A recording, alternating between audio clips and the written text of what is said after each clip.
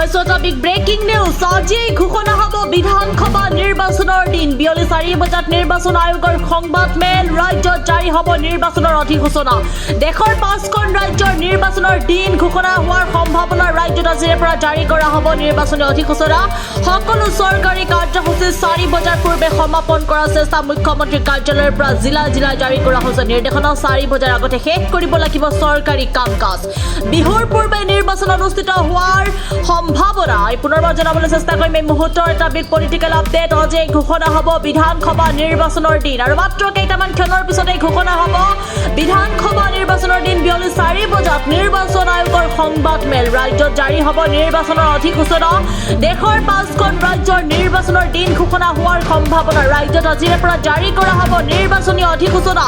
সকলো চৰকাৰী কাৰ্যসূচী 4 বজাৰ পূৰ্বে সমাপন কৰাৰ চেষ্টা মুখ্যমন্ত্ৰী কাৰ্যালয়ৰ পৰা জিলা জিলা জাৰি কৰা হৈছে নিৰ্দেশনা 4 বজাৰ আগতে শেষ কৰিব লাগিব চৰকাৰী কাম-কাজ